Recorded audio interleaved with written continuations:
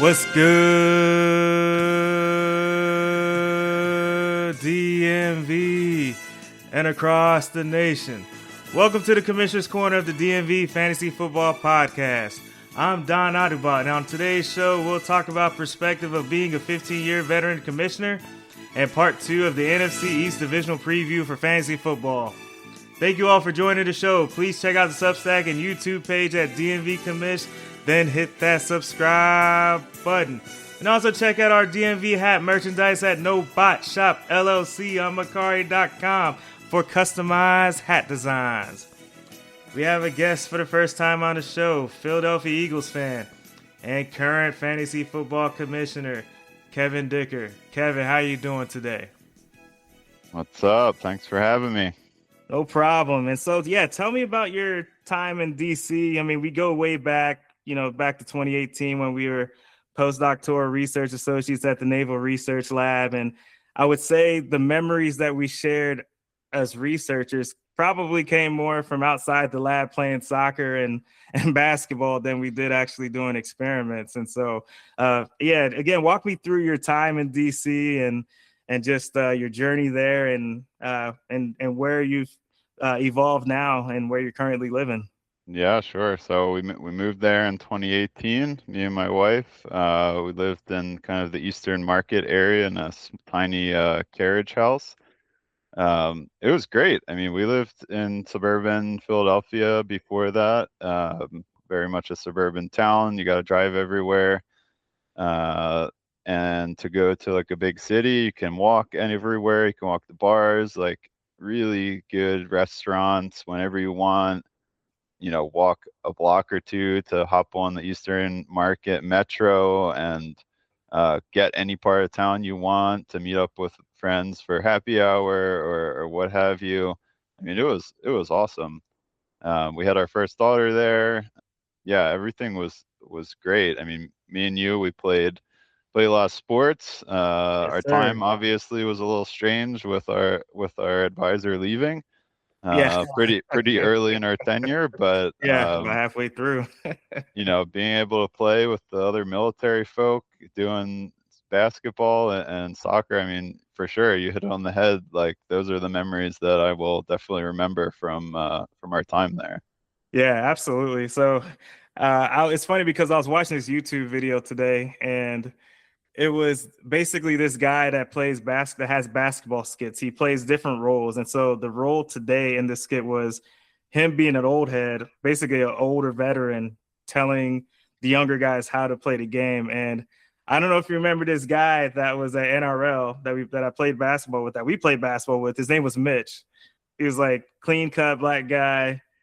He always said how old he was, and he would literally coach on the court. And this guy on YouTube reminded me exactly on Mitch. Hey, Mitch, if you're out there, man, if you somehow listen to this podcast, hit me up, brother. Like, we got to talk, man. I just love you were just an entertaining dude on the court, and you actually gave me a lot of tips playing ball that actually were helpful playing. So just had to get that story in there. Yeah. See how he's doing. But yeah, we had a great time at Naval Research Lab. Obviously, things kind of got cut short with COVID and just kind of a weird transition. But I understand you're in Arizona, correct? Yep. We've been in Phoenix for about 3.5 years now. Before that, we were living in Milwaukee. So we went kind of from extreme cold to extreme heat. We like the extremes, from Philadelphia. We're extreme people. And yeah, it's great. I mean, great outdoors here. The weather's great. It's the reason people move here, especially retire. Everyone's like, oh, it's so hot here. And it is, but everyone pretty much has an indoor season. The difference is that our indoor season is in the summer and the skies are blue and, you can still go outside if you get out early enough. I totally agree with that. I mean, I've been to Arizona as well, and having lived in DC for pushing 9 years now. I mean, sometimes you just got to get away, especially in the wintertime. And so my wife and I, we came out to Arizona, I think almost 2 years ago, and it was an absolute blast. I mean, there's obviously differences. I mean, kind of like you hit before, there's not as much public transit in Arizona and it's not as walkable, but man, the scenery and the and the weather was just, especially during the wintertime, it was a perfect getaway from the hustle and bustle of the DMV. And so Even I, the summer heat, man, it's hot here, but they say it's a dry heat, and that's true.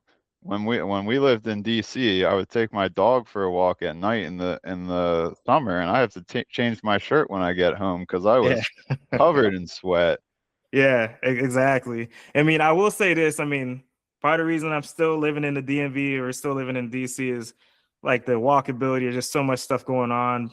Like you mentioned, living out of Eastern Market, you can walk to the metro station, go shopping, go to bars. I mean, even at our time at NRO, we went to plenty of happy hours. And granted, this was pre-kids and, Yeah, at least for me, pre-getting married, I've basically gotten super settled down way up in the burbs, but yeah, it was a lot of good, memorable times. I mean, I lived in Alexandria, like 15 minutes away from work, and had a lot of met a lot of cool people there, a lot of smart people, had a lot of fun activities. And, I guess now it's just a different kind of fun, hitting the midlife. But, I'm glad to know that you settled down in Arizona. And for those that have not been to Arizona on the pod, y'all got to hit it up.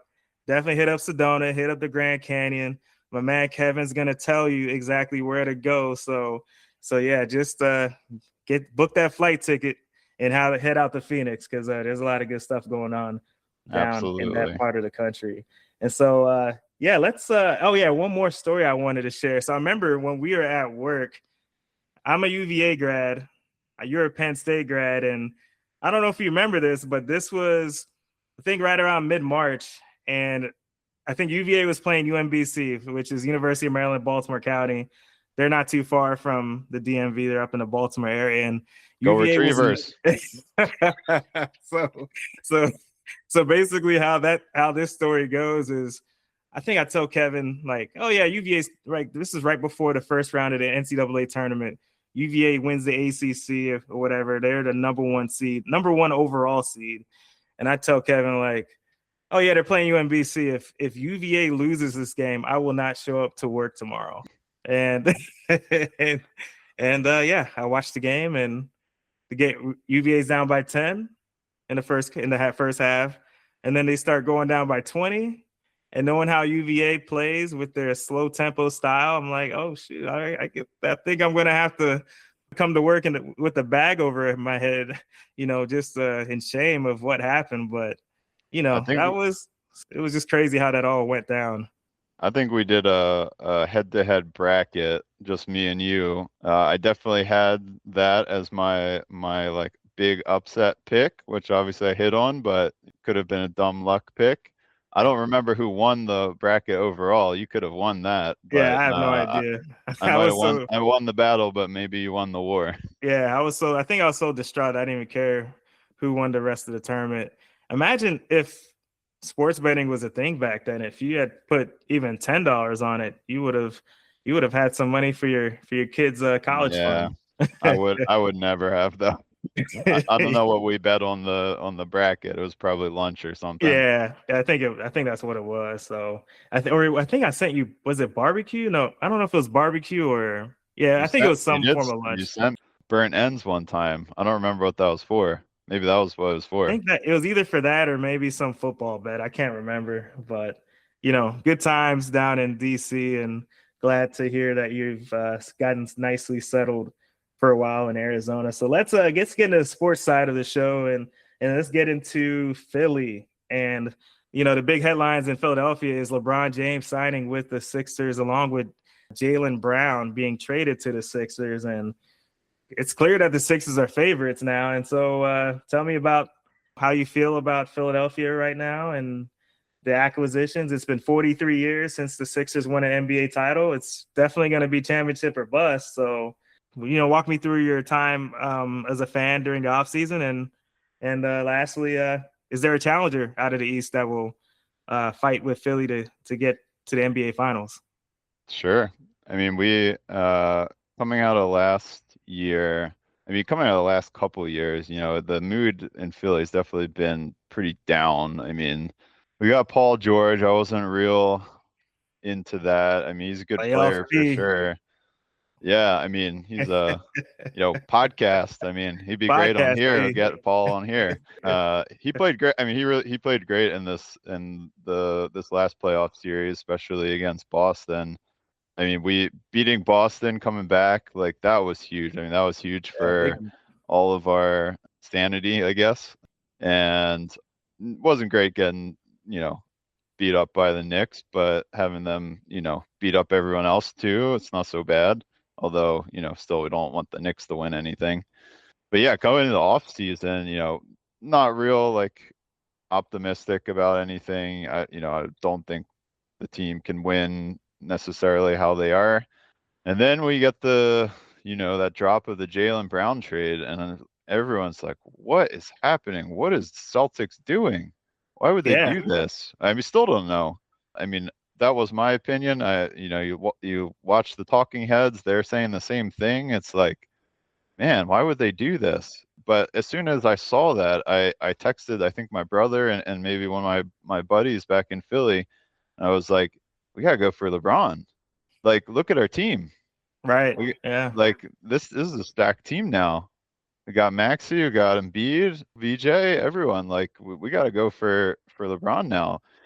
That's not practical. Like we tried to go for him back a long time before he went to the Lakers, I believe. And Okay.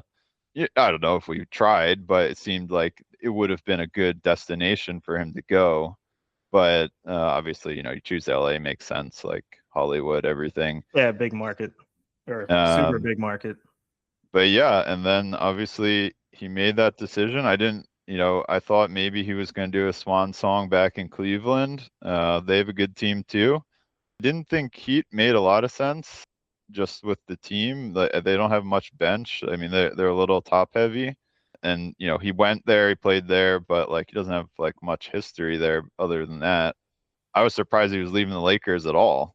Yeah, I mean, yeah, I kind of thought he would stay in LA, but I think that once the Luka trade happened, I felt that the Lakers were gonna, go with him as kind of the superstar of the future. And I just maybe LeBron just couldn't coexist with Luka, with them both being ball dominant, even with LeBron at his later stage of the career. So Got restless or something. I think he yeah, just was like, I got 1 or 2 years left and like I want to go out with a bang. Like there's still conversation of like, am I the best of all time? Am I still number two? Like, let's do something to like cement this. I think I was texting a good buddy of mine, and we are basically exchanging texts about LeBron. If he wins a championship with Philly, he'll be the only player to ever do it, to ever win a title with 4 different teams. And the fact that y'all in Philly have had a drought for over 40 years, and then Philly's a very passionate fan base. I mean, if LeBron, even in a year or two, wins a title with Philly, that puts him in uncharted territory in terms of the NBA archives, but also in Philadelphia, I would Absolutely. think, even Absolutely. for the 1 or 2 years, right? 100%. If he plays 1 year and wins a championship, like, he's definitely going to go down as a Philly legend. Yeah. I And we'll mean, claim him for our own, for sure. try to claim him from Cleveland or Miami. I mean, LA, that's kind of a weird case because I feel like there's a lot of Kobe fans that Yeah. don't really embrace LeBron. But I mean, LeBron would be in uncharted territory above guys like, in terms of at least in championships, above AI and Charles Barkley. I mean, there's been a lot of great players that have come through Philly, and for Yeah, LeBron to win a championship, that would be a big deal. I think so. It would be tough to get over AI though. I mean, Okay, like he just, he didn't have like this team around him and like true. That the is true. amount of heart and like, dude's like, 6 foot maybe. He's putting up these points and putting his body on the line. Like I don't, I don't know. It would be a tough one for me to like put anyone over AI in Philly and Embiid too, right? Like Okay. on the opposite end, like someone that tall should not be able to like do the things that he can do, right? Yeah, And he's like super skilled, super he's talented. unfortunately, just with all big men, they have problems with their bodies breaking down over time, and he still, puts himself out there. He's trying. He's That one series he got hurt again, but like threw it off the backboard and slammed it. He ended up getting hurt on that play, but like, that's Embiid. He's going to put himself out there. So that takes me to like a follow-up question related to this topic. So you seem to be a very pro Embiid supporter. Is that, I guess, first off, is that the case with other Philly fans? And then how do you all feel about guys like Maxey and how you're going to take in LeBron? Because I mean, Philadelphia, they get this persona as stereotype of as being this kind of like this harsh sports town, to say the least. I'm putting it very nicely. I mean, I'm saying this as a neutral observer, but how do you think Philadelphia is going to take in LeBron, and then along with answering just the perceptions of Embiid in particular? I think kind of what I was alluding to is, if you are like on our team and you put out, you're working hard and we see it, you're putting in the heart, you're a good player, you're not giving up, like we will embrace you, we will love you. That's for sure. If you're someone who's like taking a big contract, we see you not hustling, we see you dropping balls in football, we see you like, talking to the media in like negative ways about the fans and stuff. That's the players who really get on us. Gotcha. Or, if you're, a chubby guy who wears a red suit and steals kids' cookies and milk, we're gonna pelt you with snowballs. even if he's trying to do, even if he's being what's the word, altruistic. It's breaking and entering, man. That is a crime. Crime in Philadelphia.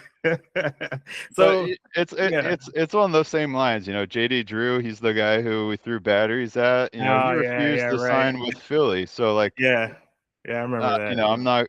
I'm not going to condone those, but like, there's reasons. It's not so much. I mean, look at the what's happened in the last playoff run with the Knicks. Do you see what the Knicks fans were doing to like the opponents, like fans? They were ripping their jerseys, like being real nasty to them. Yeah. So, it's Philly gets that rep, but it's fans everywhere and we're just passionate. I think people see us boo our own fans and are like, oh, they're terrible. But it's like, guess what? These guys are getting paid to entertain us. They're not entertaining us.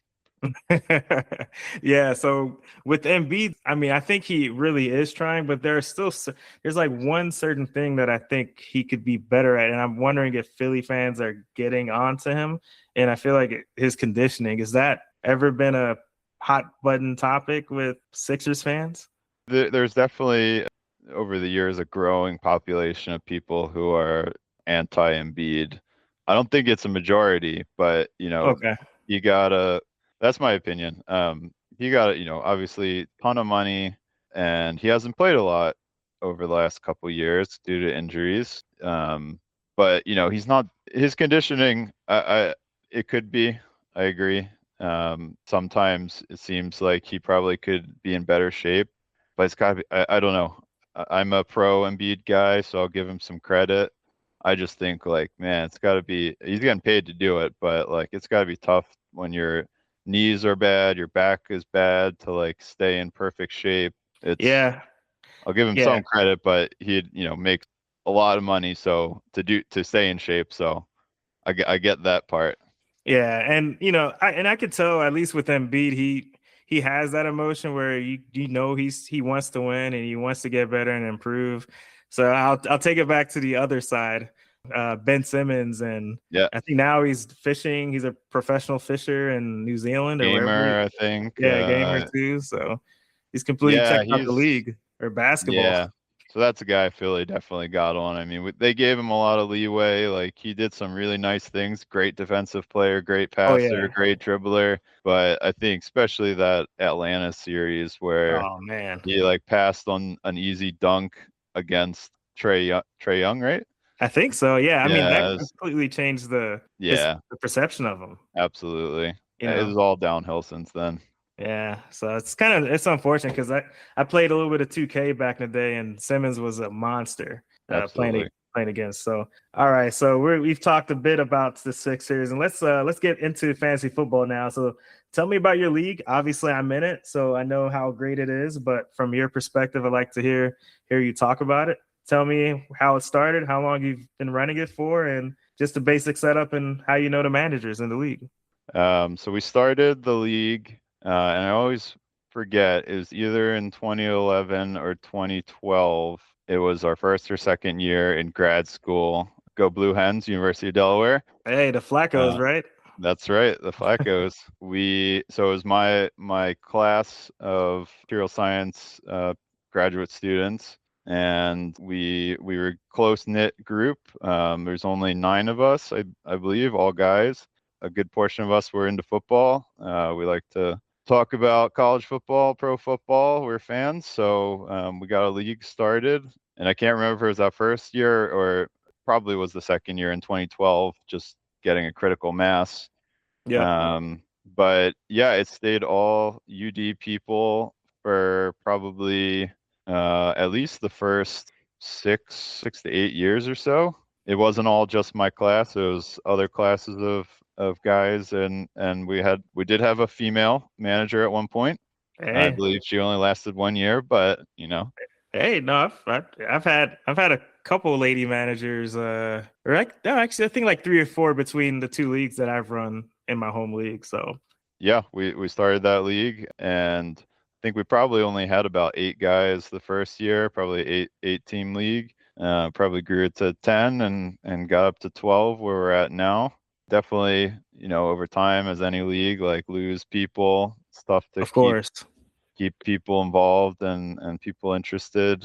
And so just through the years, the 15 or so years, we've been picking up guys like yourself, people who I've come in contact with and are interested in football and fantasy football in particular, and I have an opening in the league and can fill it. So sometimes it's hard to find those people, but I think the last 3 or 4 years we've maintained the same group, so that's been pretty good. I think it helps probably when you start losing some of those people who aren't super interested and you start gaining some people who are really interested. And that definitely helps to maintain that like critical number.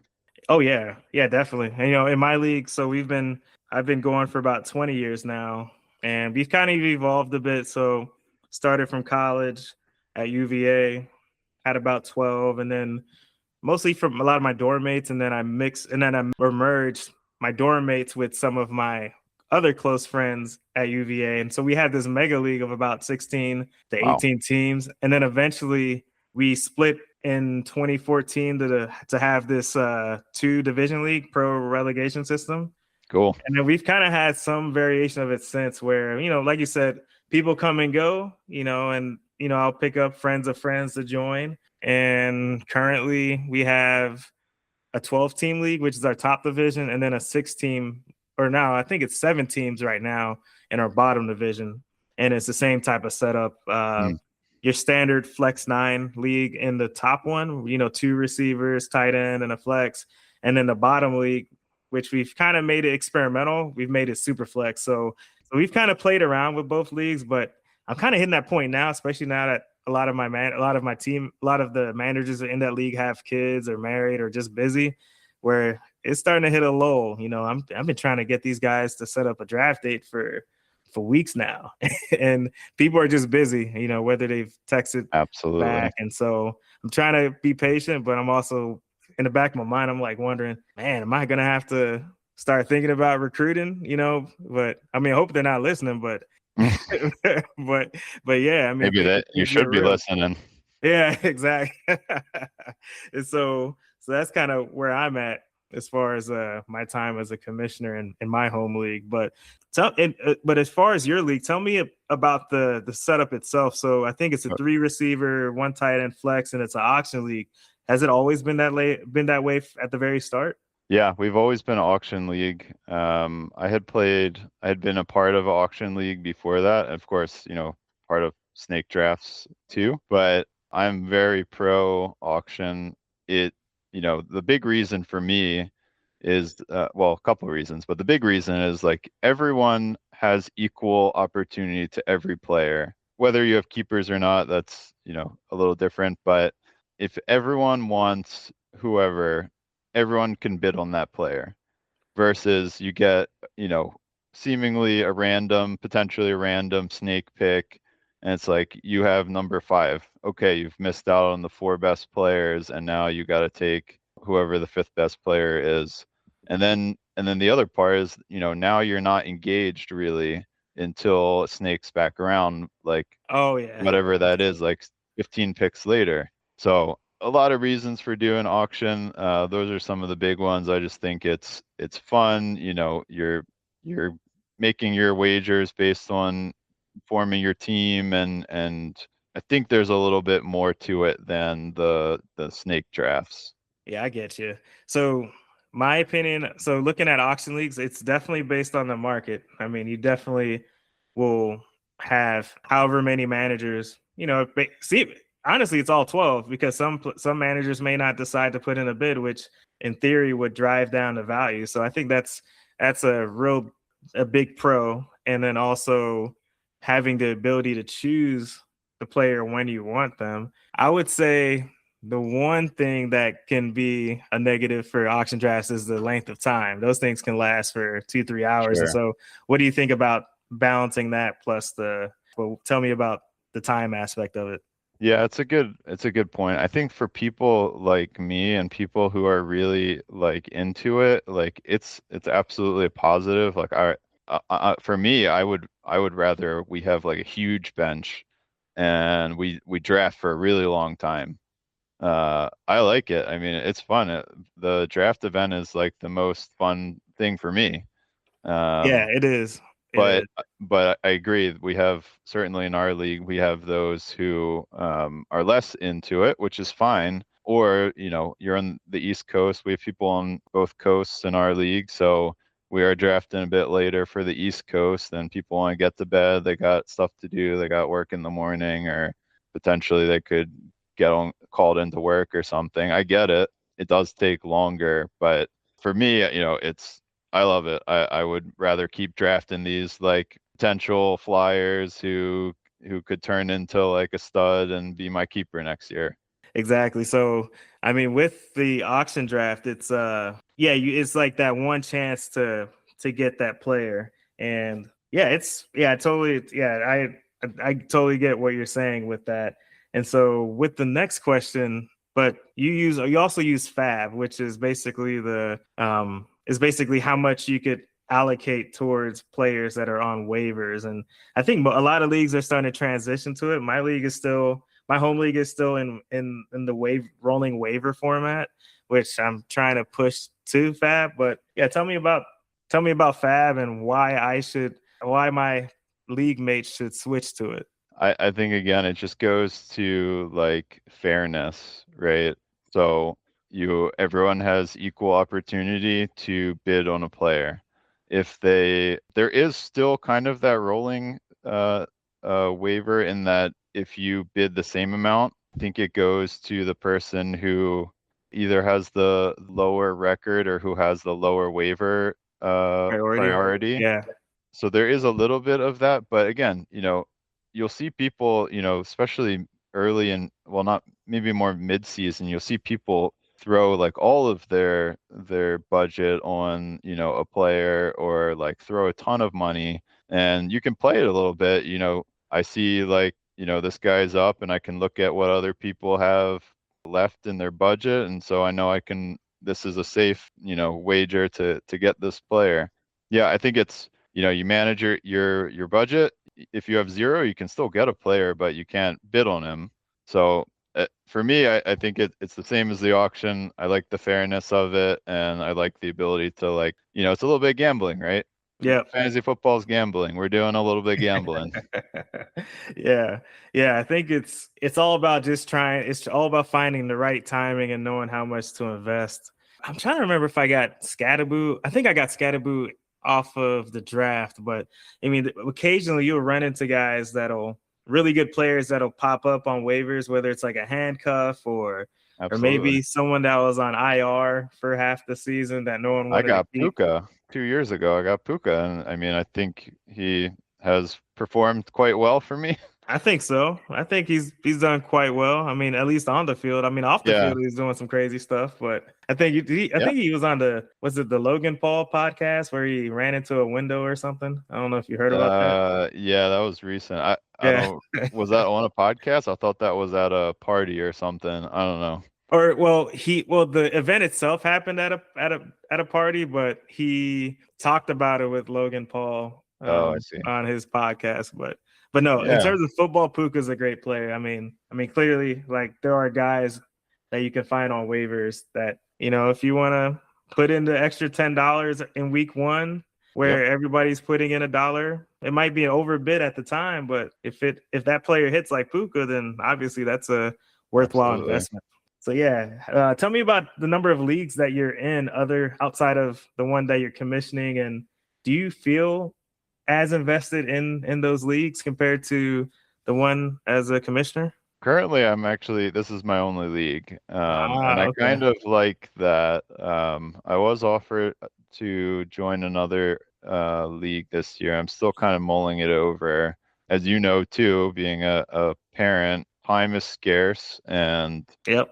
I don't know, especially when I was in other leagues before, it just kind of felt like I wasn't putting like enough into it, and like hard to keep track of, like, especially those waiver picks and your Yeah. lineups. And yeah, just kind of as I've gotten older, I've definitely reduced the number of leagues I was in. I don't think I was ever in a crazy amount of leagues, probably three or so at the most. But yeah, whittled down to this league. It's a fun league. There's not a lot of pressure or anything. Obviously, the fee to enter isn't tremendously high, so I don't No. feel a lot of pressure to.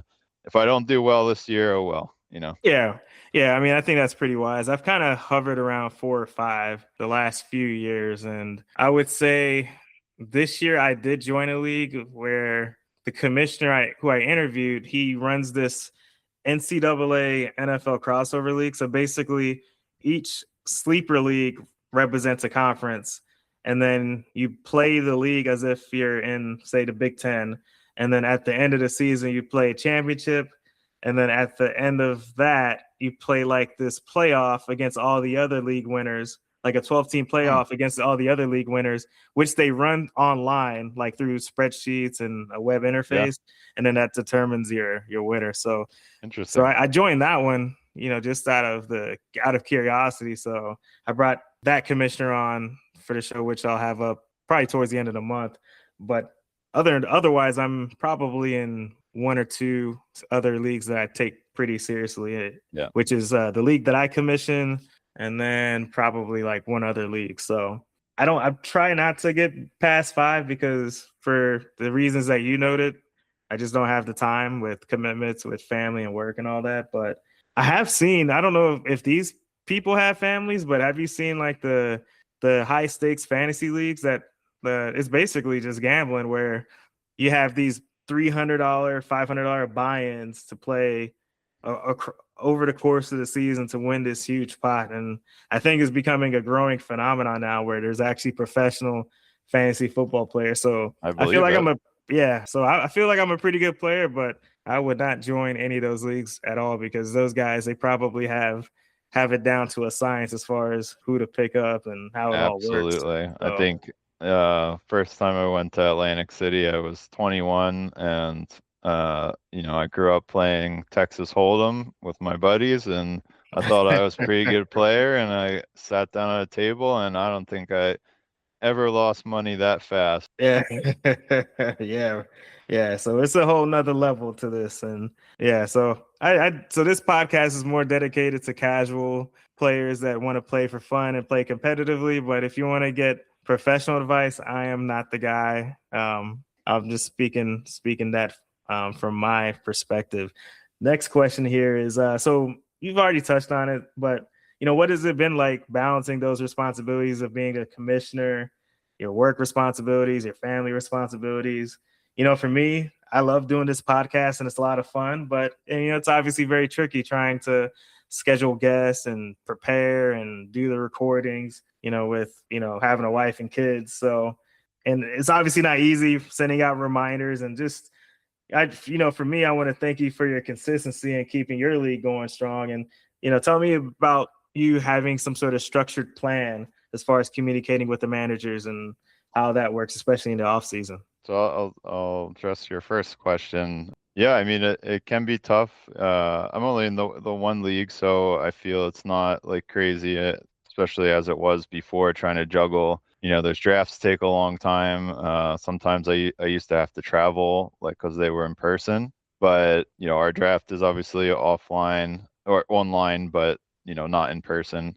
But I think it's you do it. Everyone has their schedule. You send out when you can emails. I always try to send out an intro email sometime in July to get people engaged and see if people still wanted to participate. We have all the managers. And then I always shoot for, let's start trying to pick a date for, the draft, right? That's the big one. Yep. And every year it's always a challenge. I always try to give 3 or 4 weeks of every single day, weeks, weekends, or weekdays, weekends, and I can't remember a time when there's been a day that has aligned for everyone. Yeah. Yeah. So I mean, I know I've given you a hard time with the dates I've chosen. It's just hard. For my league, it's the same thing. Absolutely. It's 12 guys in our league, and, they're all professionals. We all got lives professionally and outside of work. Like I said before, we're on both coasts. We're, Midwest, Southwest, and so there's a time gap there too, and it's really tough. I can empathize, but I just every year it's I always expect there's going to be a day, and I see 12 people have chosen that day, and never happens. Yep. But I always let everyone take the poll. I look at the days that work, are the tens, 11s, maybe nines that work, and then just message them like, is this a day that's like a really hard no, or like you just preferred not this day because you had to get up early the next day, or you had something earlier in the day. And so far, we, for the most part, have been able to make a day work. There has been historically days where we had to have someone draft, like The auto for draft. someone else. Not auto Okay. draft. We've never Okay. had an auto draft. Okay. That's good. I would be pretty pissed off at that, and I am pretty pissed off every year when someone either joins late because it's Yahoo and it's going to start when it starts, Yep. or someone leaves and they've spent 90% of their money on 2 players, and then the rest is like the auto draft. And Yeah. yeah, that's fun for no one. No, no. Yeah. So, I mean, I've had that experience last year where in my league, we have guys spread out throughout the world, literally. So I got people in Texas and I've had people in Louisiana, mostly people on the East Coast. But then I've had one of my buddies, he's out in Europe, and then I Yeah, have one guy in China and he comes to the US periodically. So it's hard to kind of track his schedule. And yeah, there was last year we had one person on auto draft and he wasn't happy, but I was like, well, this yeah, was the date. We put it out there. We can't switch it now. And it just didn't really work out. So you can't really make it. You can't make everyone happy. I think that's what I've learned. And I've seen some commissioners online, they just set like a specific date every year and everyone knows, for example, Labor Day mm, weekend. And that's just a tradition and everyone just kind of has to work around it. it's an But interesting idea.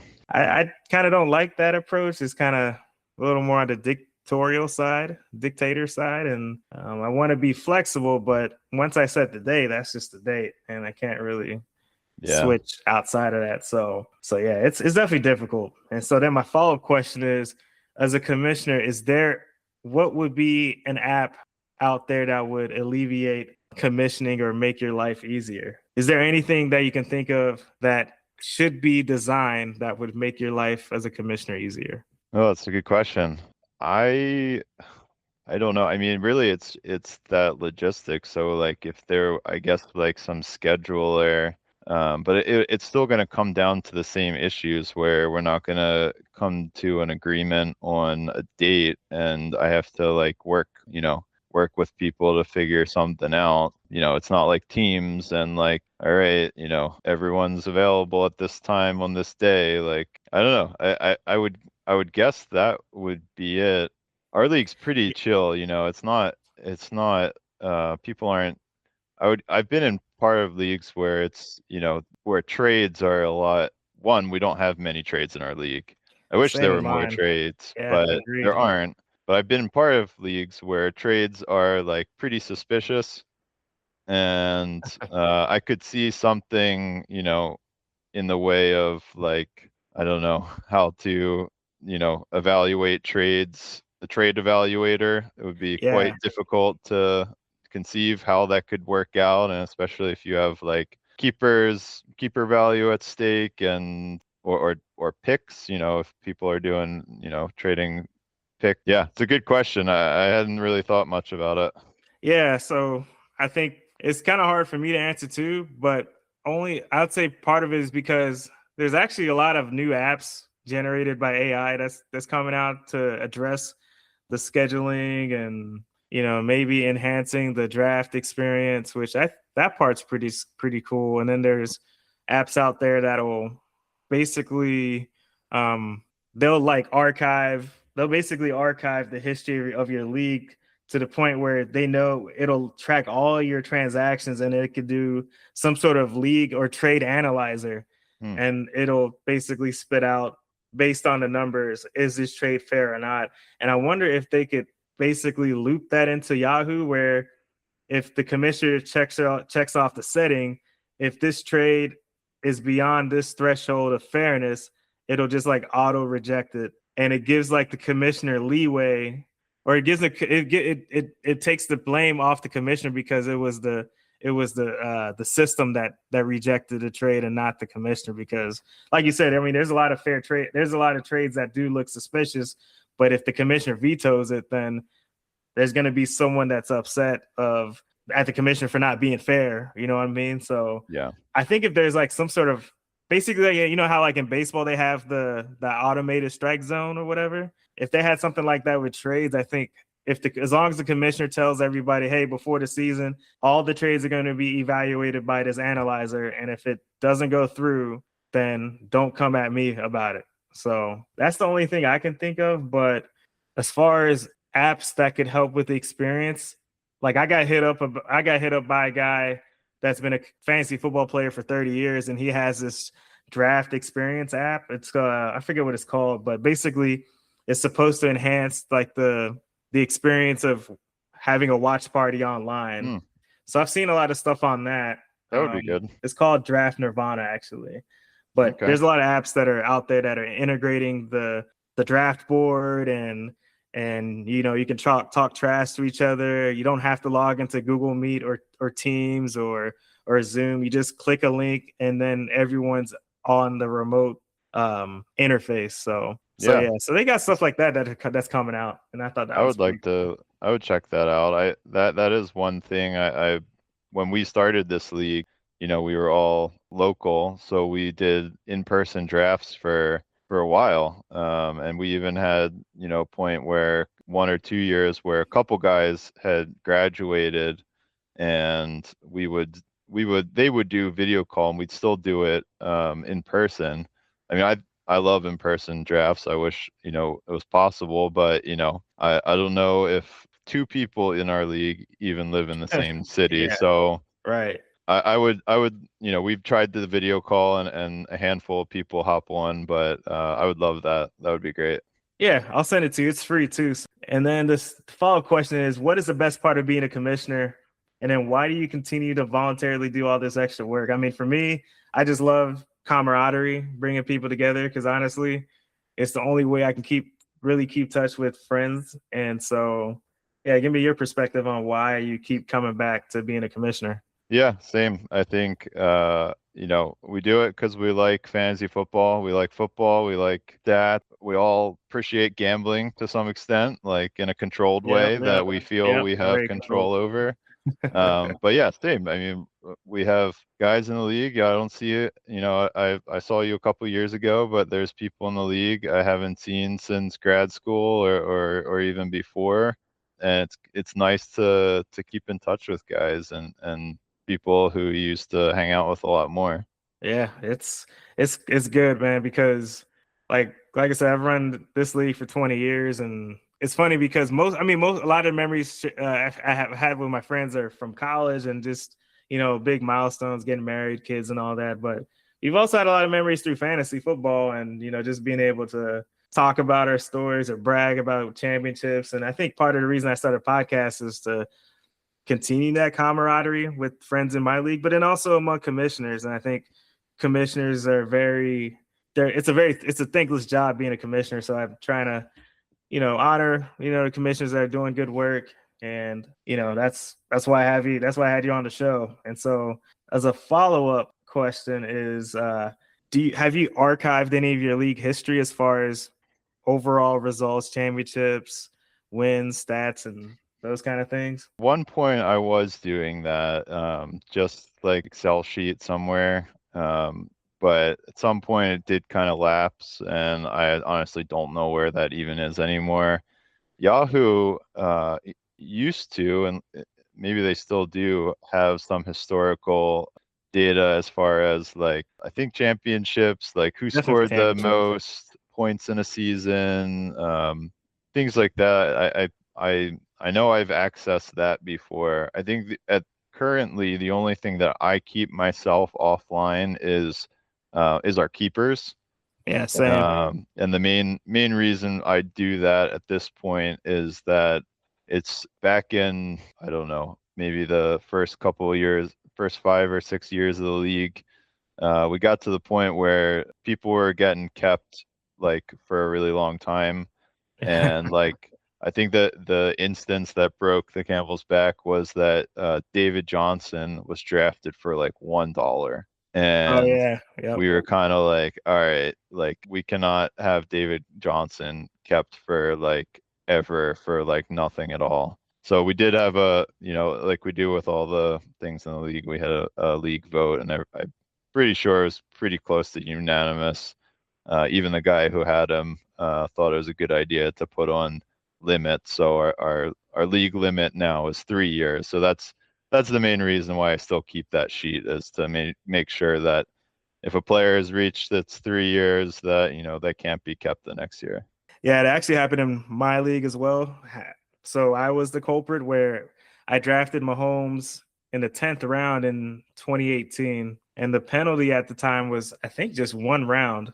So this is a redraft league, so redraft keeper league, and so basically you would give up an earlier round the following season to keep the player, but there's no limit. And so eventually a lot of my league mates, they started to catch on to that. Oh yeah, Don, you're a Chiefs fan. You're just keeping Mahomes forever. We're tired of having you keep him every season. So I was like, you know what? That's actually a good point. I mean, I was gonna exploit the rule until Yeah, someone absolutely. was gonna call me out for it. And then, it got put up to a vote. It went through, and now we also have a 3-year limit, with the penalty being 2 rounds of draft compensation you have to give up to keep the player. So from that point, I had to record my keepers on a spreadsheet and keep track of my emails. That way I can be able to legislate those changes. Oh yeah, I do want to pub in terms of archiving. There's lots of apps out there that are archiving the league history stats and win-loss records, and it does all these extra analytics. So there's one called Fantasy Genius. That's really good, but that's a subscription-based service. And then there's also League History app. The guy that made the app I interviewed about a month ago, from Baltimore, Ravens fan, sharp guy. And if you're interested in that, hey, just let me know. But I think it's Yeah, a pretty good app. absolutely. Yeah, they basically scrape all the data from Yahoo or ESPN or Sleeper, and they're able to compile it into a really nice summary of all the things that have happened in your league from a statistical and competitive standpoint. So wanted to just give a shout out to all the developers out there putting out quality apps to help make the commissioners experience and fantasy players experience much more enjoyable and engaging. Big ups. Yep. This is the Commissioner's Corner of the DMV Fantasy Football Podcast. Here talking with Kevin Dicker, Philadelphia Eagles fan and fantasy football commissioner of over 15 years. So now in this segment, we'll be talking Eagles football and the NFC East. So quickly, Kevin, tell me about how you became an Eagles fan. Obviously, you're from Philadelphia. And I guess did the Eagles become your team by default living in Philadelphia? And Yeah, absolutely. Born in Philadelphia, grew up in the suburbs. Parents both from Philly as well, and aunts, uncles, all big Philly sports fans. My dad's grandparents, big Phillies fans. My mom's parents, big all around fans. But mom, big all around fans. Uncles, yeah. I think like you couldn't really go any other way. Yeah, so the Eagles have had a pretty long history. I mean, you guys are probably one of the original NFL teams, but a lot of years where you guys, weren't really winning. But then the last, I'd say, 10 years, you guys have been putting it on with 2 Super Bowls. Or actually, I'd take it back. Probably since Andy Reid got in back in the late 90s. I mean, Yeah. The Eagles have gotten to multiple championships, gone to multiple Super Bowls, and then you guys finally broke through in 2018 season against the Patriots.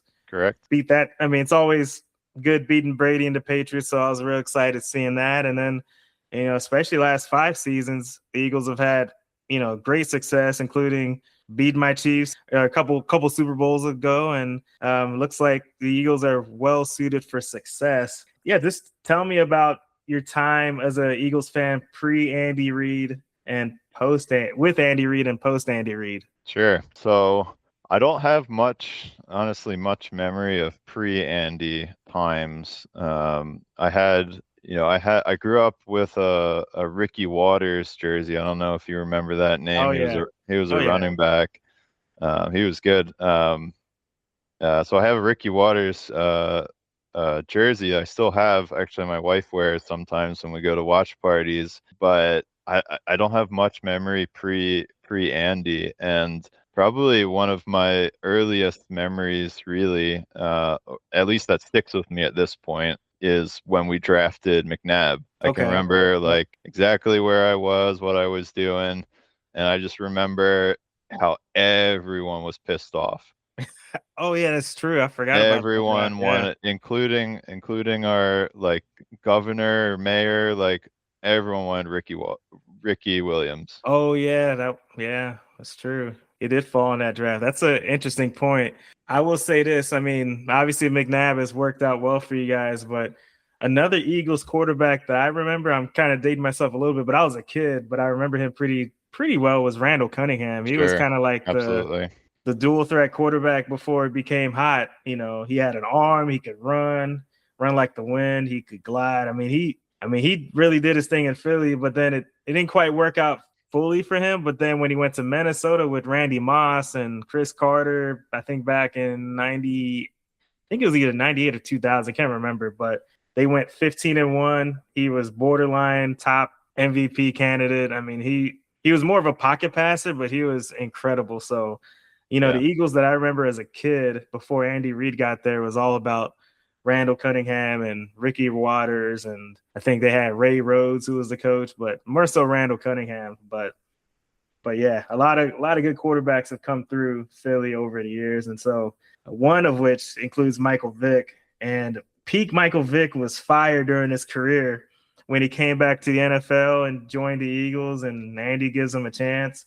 Back in 2010, he averaged 26 fantasy points per game. Did you have Eagles Michael Vick on any of your fantasy football rosters during that incredible season in 2010? I wish I did, but I can't remember having him on a team. And it's tough, like especially when you play with people in the same town. Like you can't get like any advantage because like everyone knows all the same like insider tracks. Yep. But yeah, I mean, those teams were fun, right? Like Shady, Vic, Sean Jackson, Sean, Macklin. I mean, that was just, entertainment, right? Yeah, literally speed all over the field. You got Macklin, who's a burner. I mean, he's a Missouri guy, so I'll give him a bit of a shout out. Deshaun Jackson, who was one of the most electric deep threats in the game. Michael Vick was a 4-3 guy at playing quarterback, and then LeSean McCoy was one of the most elusive running backs in the game. He can catch passes at the backfield. He was so versatile. I mean, that offense was just incredible. And the fact that Andy had this dual threat in Michael Vick to basically run it, it was beautiful football. So I think I remember the Monday Night Football game. Vick had like 5 touchdowns against Washington. It was either Washington or Dallas. I think it might have been Washington. Yep, it he was threw like a touchdown on the first pass of the game to Sean. Yeah, it was pretty wild. So I mean, Vick was literally a cheat code in his prime, and always though. Yeah. You know, I always think back to like I think it was Madden like 2004. Yep. Like that was the game where you told your friends you can't pick Atlanta. Yeah, exactly. He was too unstoppable. So it just kind of it takes me to the next question where, thinking about some of the past fantasy players, Donovan McNabb, Michael Vick, LeSean McCoy. Who were some of your favorites during that time? Specifically for fantasy? Yeah, with the Eagles. Yeah, I mean, you talk to those guys. I mean, the one you definitely are missing is T.O. Oh yeah, T.O. True. I mean, we've had recently some amazing wide receivers on this team. Historically, like not so much, but man, T.O. in his prime, I mean, with the Eagles too, and Donovan, like he's unstoppable. Oh yeah, I mean, he was incredible in San Francisco, but then pairing T.O. in Philadelphia with Andy Reid and McNabb and just the whole Eagles offense, I mean, he almost single-handedly won us that Super Bowl against the Patriots, and he came back from like a broken leg. Yeah, I know. I'm wondering. I think he's in the Hall of Fame now, but it's just a shame that he got voted in later than he should have. I mean, he had some off the field stuff, and I know the media didn't really love him, but as a football player, he was arguably the media loved him. Come on, you think the media loved absolutely. What do you think? What do you think the media get? What do you think the media get clicks on? Like they got stories, they got everything from T.O. They're not, look at the other players. They're acting normal. They've got T.O. over here. He's doing crunches in the driveway. Yeah, I mean, I think they obviously liked them for the clicks, but I think in the media's opinion, they had so much that they could target him for, which I feel like was unnecessary, and like I said, he had his issues with coaches and players and all that, but yeah, he should have been voted in much earlier than what it ended up being. But the T.O. doing the sit-ups in his driveway comes back to a funny story where in Philly, so that happened in Philly, and he said something about how he had to he needed more money because he needed to feed his family or something like that. Oh, really? That was him? Yeah, and one of the radio shows in Philly actually held a canned food drive for him. Oh, that's hilarious. Yeah, that's that Philly humor. Yeah. Gotta feed his family, man. Okay, so yeah, we were talking about standout fantasy players that came from the Eagles, and I think I also missed out on Brian Westbrook. He was a beast too back in the early 2000s. And so in terms of the current iteration of the Eagles, give me your 3 most important players for the fantasy season for the Philadelphia Eagles. Yeah, it's probably a pretty easy one, right? It's Hurts, it's Saquon, and it's the Slim Reaper, Devonta Smith. Devonta Smith. Okay, I think that's a good one. Do you have any other sleepers out there like Goddard or even the second tight end, Eli Stowers out of Vanderbilt? Do you think any of those guys could potentially sneak into fantasy relevance?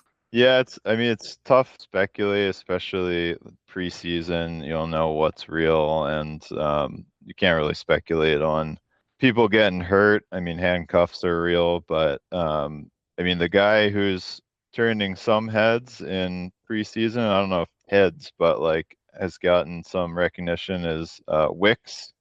Okay. Yeah. Came UVA over. guy.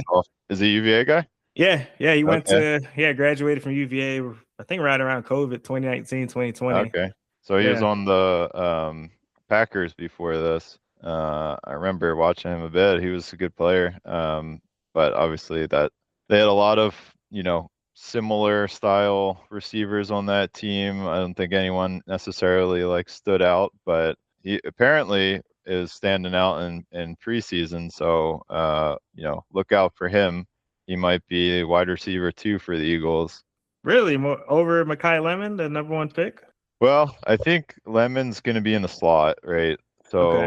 So, and he's, a rookie, so he's definitely going to play, but, Wicks is, veteran at this point, and he's more of the wide receiver 2 type. So, I don't know. The Eagles have a lot of weapons. It's tough. It was tough last year. Obviously, you saw that with AJ. Oh yeah, a lot of And yeah, I think there's a lot of people, good players on offense, and a lot of players for fantasy, which all could be big contributors. Goddard obviously also can have big games. Stowers, I obviously he looks awesome. I'm not real high on rookie tight ends historically. He is a little bit not in the mold of a tight end because he doesn't really have the blocking game down yet. right. And I don't know how that'll play. Like tight ends have got to block so to get on the field, but if maybe he's just like not expected to block and be more of like a receiver, then maybe they'll play him a little bit different. It'll be interesting to see, but I'm excited to see. I'm glad they made that pick. I mean, they made some exciting picks for sure. Yeah, I mean, because at the time, I mean, it was pretty well determined that AJ Brown was going to leave. I mean, basically the writing was on the wall Yep, after last season and how it all ended. And so now that he did get traded away to New Patriots. England, and now you guys drafted Lemon, and now Devonta Smith is the number one receiver. I guess what are your thoughts on him being the number one receiver? And then in terms of fantasy football, would you say he could be a guy that'll get a ton of targets and finish in the top 15 or even top 10 as a receiver this year in fantasy? So I'm super comfortable with him being the top receiver, but I also grew up in a time where our top receiver was like Todd Pinkston. So I mean, he's great. He makes all the catches. He's fast. He's got great hands. Obviously, his body type is, he's not going to break a lot of tackles, but yeah, I have no qualms with him being the top receiver. As far as him being like in the top 10 for wide receivers, I don't think so. I wouldn't put money on that. I Okay. don't think the way the Eagles play or are going to play, that's going to happen, but doesn't mean he's not going to have solid output for fantasy, especially as like the top receiver out of Philly. Yeah, that makes sense. Yeah, I think I think he's super underrated in the way that he's able to get open. I think kind of like you mentioned, he's on the slender side, but he always finds ways to make tough catches. Absolutely. He did it against our Chiefs in the Super and against my Chiefs in the Super Bowl a couple seasons ago. The And dagger. dagger, I'm still pulling it out after that loss, after that beatdown y'all gave us. But yeah, now I'm talking about Jalen Hurts. He's kind of a lightning rod, personally for me and a lot of analysts out there and fans. And I think he's an excellent fantasy quarterback. I think although some people have him finishing like out of the top 5, and he's a great quarterback, but I feel like the elephant in the room is him throwing into the middle. Maybe it's being rehashed too much by the media, but I mean, statistically, I think there's some support there. He hasn't attempted more than 32 passes in the middle portion of the field between 10 and 20 yards in the last 3 seasons. I'm not going to elaborate more, but I know Philly's got a new offensive coordinator. Do you see that pattern changing for Hurts? And is it a concern for you as a Philly fan, as an Eagles fan? I'm not I'm not concerned at all, Okay. personally. You got to look at this guy. He's a winner, right? He is. He I will wins give him no that. matter where he's at, whether it's Alabama, Oklahoma, playing backup in Philly. You look at the 2 Super Bowls he's taken the team to, both against the Chiefs, right? In 2023 we lost, but I mean, he could have honestly won Super Bowl MVP that game, and Yeah, he with did a play well. losing Yeah. effort. And then 2025 he didn't have to really put on a show because the whole team did, especially the defense, particularly the Right. defense. Oh yeah. But you can look, yes, the media has taken hold of the nothing over middle. Partially could be like, that's where picks happen. He doesn't want to throw picks. I get that. But I do think a lot of it's scheme. I think Okay. probably you've seen some of my fantasy football names over the years where it's like, only bubble screens. Yeah. And I mean, he he's had so many different offensive coordinators. He had Brian Johnson, who, internal guy, garbage. We bring in Kellen Moore, win the Super Bowl, right? He was good. Kellen Moore got head coach job. Yep. So all these guys, Kevin Patullo last year, didn't know what he was doing, over his head.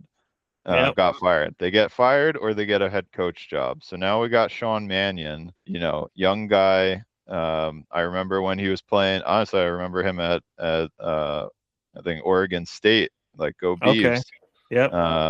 But young guy coming out of Packers system. He's got that West Coast offense. He's gonna run.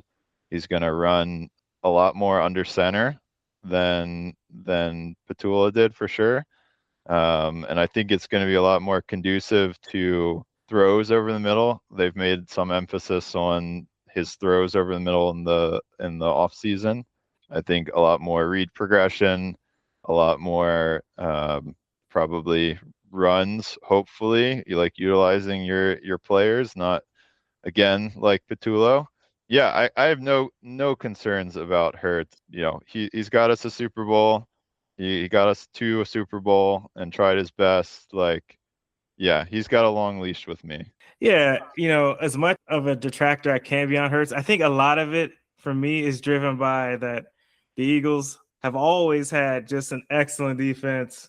And when you pair that with Saquon, who is an elite level running back, to me, I mean, just personally, I mean, Hurts is very good, but to me, those were the components that took y'all to the next level. Just in my opinion, going from a really good team to a great team to demolish teams in the Super Bowl and to be consistent contenders in the NFC East. And so it's all Howie and Jeffrey. Yeah, Good management. Yeah, I mean, Howie Roseman is the best GM in the NFL. I mean, some of the guys that they've picked on the defensive side of the ball have been hits, like Cooper DeJean and number 27. From the name's Quinyon Mitchell. Yeah, Kenyon Mitchell, your Jalen Carter, Ojomo, the other defensive tackle, Jordan Davis, your defense, your edge rushers, Sweat. I think he's gone he's now. Not, yeah, he's on the Cardinals. But he was drafted by the Eagles. Absolutely. I mean, Nolan Smith. I mean, y'all have absolute dogs in the front seven and in the back and in the secondary, and I think when you're able to construct a roster that good, and I think about not that the Chiefs have had bad rosters, but compared to what Mahomes has had, at least on the offensive side, I feel like that's why I feel like I expect more out of Jalen Hurts. That's just my personal opinion. But in terms of his leadership and his mentality, I think it's A+. I mean, as much as I can talk about him, he doesn't get phased at all. Like he's just got thick skin and he doesn't let these things bother him. Philly doesn't bother him if he has a bad game. And that's why I think, with you guys, you're always in the running to do well in the division, win championships in the division and contend in the NFC. And so it leads me to my final question about the Eagles and what's your expectations on the Eagles in the NFC East? I know they're slight betting favorites to win the division and they're fifth favorites to get out the NFC and out of the NFC. First off, how do you feel about the NFC East? And then secondly, can you guys get over the hump, or not get over the hump, but can you guys beat the Rams to get back to the Super Bowl? Yeah, so for NFC East, I mean, this past year was the first time in, can't remember, 20 years or 20 something years, that there was a repeat winner, which was the Eagles, obviously, which is crazy. I mean, it's just like a a weird division, right? So anything could happen. I I would put my money on the Eagles. If you look around the league, the Commanders, they've been doing some good things. I like some of the things they did. They got Diggs. Yep. But I wouldn't put them in the same pedigree as the Eagles. Dallas is always going to be there. I mean, you just don't know what to expect with Dallas other than a first round loss in the playoffs. They got the talent. They got They the got talent. the talent. They just got to get over that hump. They absolutely do. I mean, especially for fantasy. I mean, they can do it. I mean, a couple of years they've had some horrible defenses, but Oh yeah. their offense is great. So I mean, you don't know what to expect from them. They could win the division, but then no one fears them in the playoffs. And then Yeah. the Giants, they're an exciting team. But it really is going to come down to experience, which I think the Eagles have, but also for the Giants. I mean, who knows what Dart and Scatman like's health's going to look like. Dart refuses to like slide, and Scat refuses to run with like any part besides his head down. So Yeah. I Yeah. don't, they're both young, exciting players. Scat came from ASU. Yeah, I'm excited to see what they're gonna do, but I would absolutely pick the Eagles out of the NFC East at this point, if ever, injuries aside. True. And then out of the NFC, yeah, I mean, the Rams, man, that is a scary bunch. But I think, the Eagles line up with them. If it came down to the NFC Championship, Rams and Eagles, that would be one hell of a game. It'd be a great game. Both sides of the Fun ball. I mean, matchup. they talk about the Rams defense at this point. I mean, look at the Eagles defense. Yeah. Rams might have a couple more names at this point, and they made some big moves. And yeah, I'm a bit of a homer, right? So Hey, I'm gonna you have pick the no choice. Eagles, Yeah. but Yeah. the Rams, they're gonna be a scary team. I can say that for sure. Yeah, I mean they're pretty stacked across on both sides of the ball, mostly on defense. I mean they took two of the Chiefs' best corners. I mean Yeah, McDuffie, who's an All-Pro absolutely. slot guy, and then our number 2 corner and Jalen Watson both go to LA. They get Myles Garrett. There's Yeah. rumors of Aaron Donald coming back just Even to when he join the comes back, party. he's not going to be the Aaron Donald of old. I don't think he might be still good, but I don't know. I don't think so. I mean, I don't think he's going to be Aaron Donald of old, but if you get even 75% Aaron Donald, that's pretty close to Pro Bowler. Yeah, that could be true. And they already have another defensive tackle, Colby Yeah, Turner, and Brandon Fisk, I think, also yeah. is on their D line. I mean, their front four is just monsters. I Hmm. mean, I will say I don't know too much about their linebackers, so I don't know how the middle of their defense is, and I don't know a whole lot about their safeties. I think their free safety Cam Curl, he played with Washington, and he was pretty good, but not great. So I feel like with the Rams, it always comes down to execution when it counts, because Yeah, the times I've seen them in the playoffs, whether it's against you guys or against Seattle last season, McVay for some reason just cannot get it done with those guys, whether it's just a key mistake or just decision making from the coaching side. I mean, the Rams have the talent, but I think he as has great of a gotten coach it done McVay is, though, he right? has gotten it done. But I think in recent years, though, as far as like last 3 seasons, I'd say, I Yeah, think the Rams have had really good teams, but they couldn't quite close it out. Especially you guys. I think the Eagles seem to have their number. yeah. Um, I mean, we've been better than them, I think.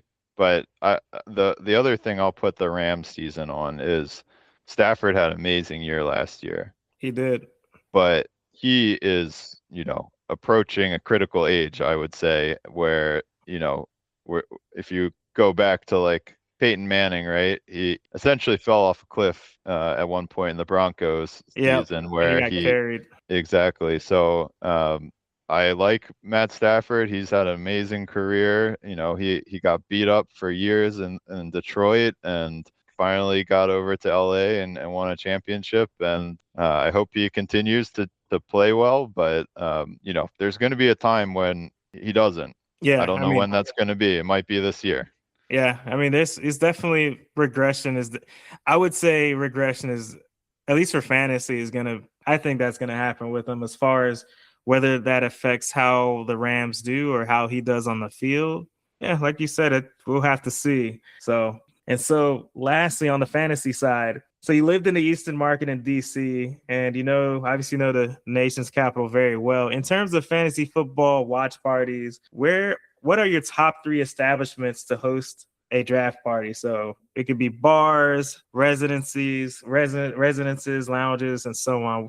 So tell me your top three places you'd have a fantasy football draft watch party in the Washington D.C. area. Sure. So I'll preface this with I did not ever host a in-person draft party in DC, and I also have not lived there in about 6-7 years. So things could have changed, but for True, me, especially since COVID. since COVID, yep. So for me, when I'm doing a draft, the thing I want most is, besides like my computer or sheets or whatever, is beer, right? Yep. I'm a big beer guy.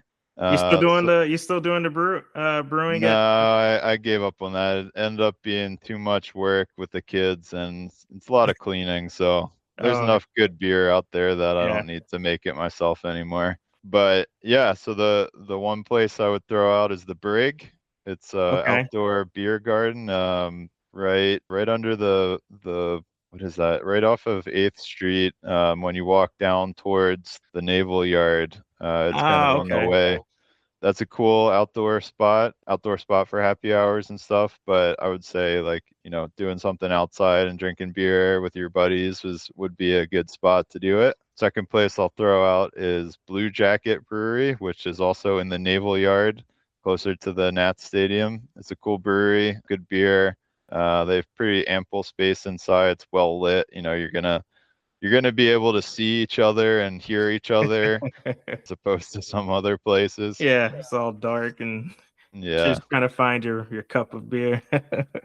And the third place I'll throw out, I don't actually think this is a good idea, but I think it would be funny if people did this, would be do it on the Metro.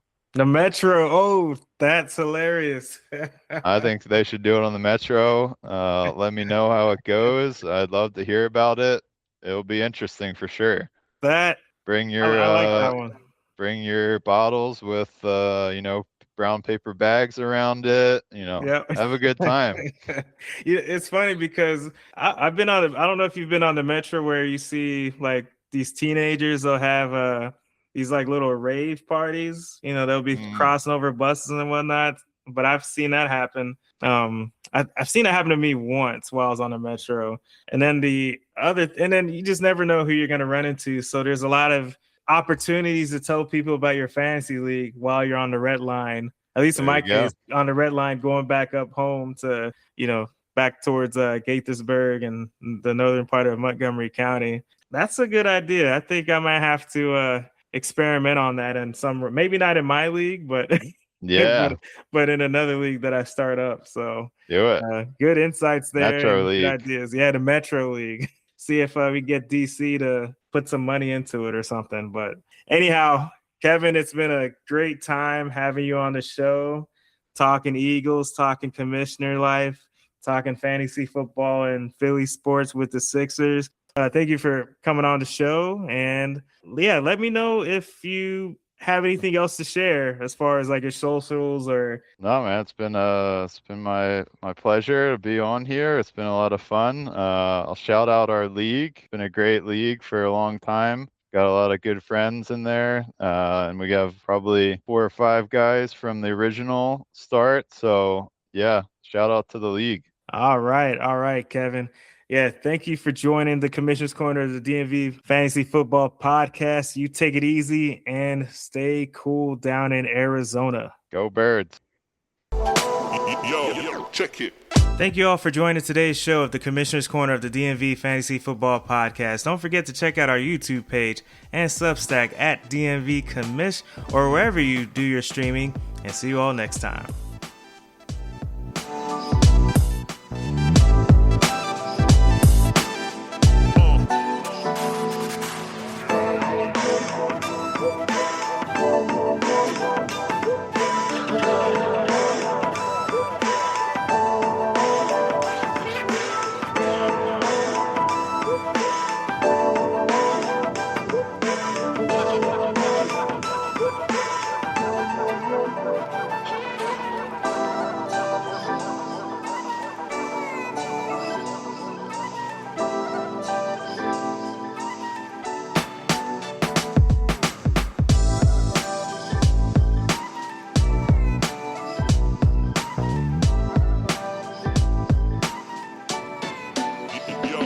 Check it.